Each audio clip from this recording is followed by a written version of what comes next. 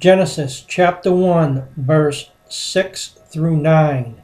And God said, "Let there be a firmament in the midst of the waters, and let it divide the waters from the waters. And God made the firmament and divided the waters which were under the firmament from the waters which were above the firmament, and it was so. And God called the firmament heaven, and the evening and the morning were the second day.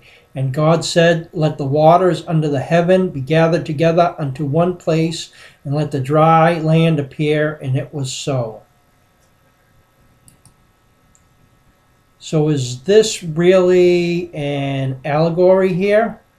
Is this a learning story, or is this the actual creation and separation of physical waters, such as the waters in the sky, the waters in the ground? Or is it both? Well, I like to look at these things in the form of patterns. So you could say, yes, there's a pattern of water where we have waters above and waters below, but we also have these stories that were written and kept for us to learn things. Now, all we have to do is examine the stories by looking at the original writings, and then even going further back and looking at the pictures associated with them. So the first one I'm going to look at is Hebrew word 4325, which is pronounced Mayim or Mayhem. And in other stories, such as the stories of Noah, mayhem didn't actually mean water. It meant the act of mayhem, the act of confusion, the act of a melee, the act of, what word do I want to use?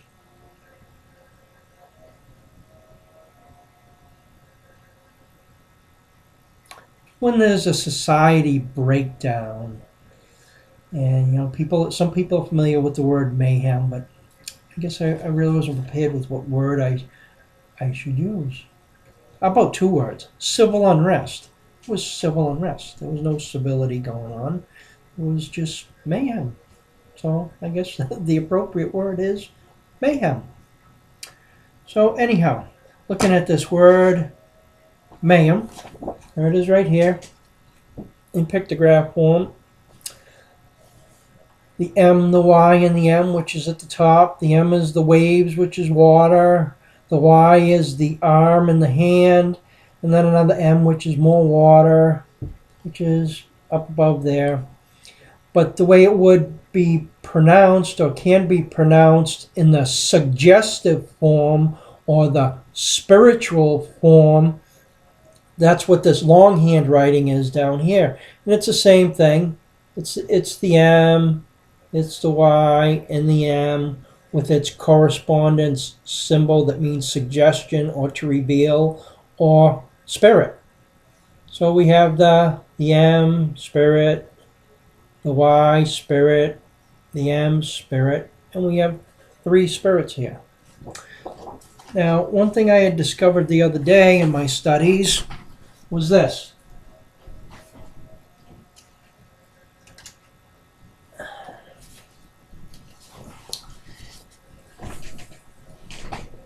And when I was studying and researching about the waters, I discovered how this pictograph on the bottom was comprised of this pictograph at the top, which we'll call this the upper waters, and this pictograph we'll call that the lower waters, and this is the combination of the two, and right there is what we would call the firmament, the thing that separates the two waters.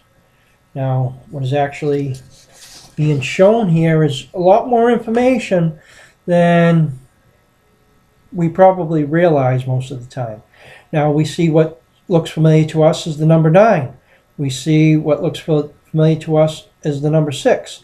Now, the number 9 in this case represents, and here's my notes right here, the 9 basic personalities of the Enneagram of personalities. I suggest that you get yourself a copy of this. It's easy to find online and print it up. That's what I believe this 9 is the representation of, that upper water, the upper waters and the lower waters. Now the lower waters, you could call both of these things natural. The natural waters, the natural order, the natural personalities, number 9. That's all of them. Then the lower ones, number 6. That's 6 out of the 9. And the lower personality, you could say, is the negative personality. The upper personalities out of the 9 would be the positive attributes that are in here. The positive attributes could be holy idea, basic desire, virtue. You could say that those are positive attributes of each and every one of these 9 personalities. And that's the water that's above that's being spoken about. Now the water that is down below is the number 6. And we can kind of figure out what those are. Now those lower waters, I got some notes here. I had some notes because this is new putting this together. Okay, division of waters. Waters, Hebrew word H4325, ma, ya, ma. Ma, ya, ma has 3 spirits, and a division would make 6 spirits. The 3 spirits that were divided are spirits number 3, 6, and 9, or the personalities of number 3, 6, and 9, respectively. Now, very simple. You look at your chart, you look at number 3, and that 3, that personality or that spirit, was divided into 2. And the same thing for number 6. That one was divided into 2. The same thing for number 9. That was divided into 2. Now, do we have these 2 identified here? And how can we figure that out? Well, it's really not all that difficult to figure it out. One way you can do it is by looking at the numbers.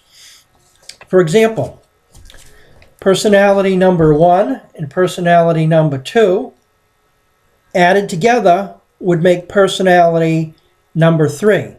So you could say that personality number 3 is comprised of personality 1 and 2. Well, can we test this? Can we test what it is that I'm saying? Well, how about we look at some of the attributes here? How about we look at the holy idea attribute? Now, for the number 1 is perfection. For the number 2 is freedom or will. And the number 3 personality is hope and law. Does that make sense to you? That the holy idea of perfection and freedom and will would become hope and law? I think it's reasonable to think that. You can look at the ego fixations of number 1 and number 2, which is resentment and ingratiation, which is flattery, and produces number 3, which is vanity. Or vanity produces flattery, ingratiation, and or resentment. I do believe that these things work out. I mean, if you look at vice and passion, you look at personality number 1, the vice is anger. Personality number 2, the vice is pride. Personality number 3 is deceit. If you mix together anger and pride, do you get deceit? Yeah, you certainly can. This test holds true if you continue on down and look through these. Now, if you take personality number 4 and 5, and you put those together, would make number 9. And you do the same test. Does ego fixation of 4 and 5, which is melancholy and stinginess, which is also fantasizing and retention, does that become number 9, which is indolence or daydreaming? Well, yeah, daydreaming is like fantasizing, and retaining, hanging on to the fantasizing would be daydreaming, wouldn't it? Yes, it would be. Okay, I'll answer that for you. Yes, it would be. So we'll go down to the last 2 personalities, or spirits, whatever it is that you want to call them, out of this group of 6, which the first were 1 and 2. The second ones that I just identified were 4 and 5. And the last group would be 7 and 8. If you add 7 and 8 together, you get the number 15. If you continually reduce it, because we need a number that's less than 9, you continually reduce it by adding the 1 and 5 together, you get number 6. So personality 7 and 8 put together equal number 6. Or personality number 6 divided makes personality 7 and 8. And you do your same test. You look at it again. Okay, personality 7 and 8, the whole idea. Wisdom and plan of 7 and 8 is truth. If you put them together, do you get faith? Planning and truth. Do you get faith out of that? I believe that's reasonable also. And you take the other attributes and you can look at them and decide for yourself whether it is what it is that I'm saying is so or could be so. I believe this is so. I believe the stories that we're reading in the Bible and the modern translations came from these ideas, these concepts, these patterns, and they came through with different words and were associated. As we all know, by being people that have read through the Bible, we know that Yahshua or Jesus used parables quite often. And parables are stories that are used to show a particular meaning. Well, that's what I'm saying. This Genesis 1:6 through 1:10 is showing the meanings of this, or actually more particularly Genesis 1:6 through 1:9 is showing this, and 1:10 is just finishing it off. But anyhow, so that's what it is that we get here.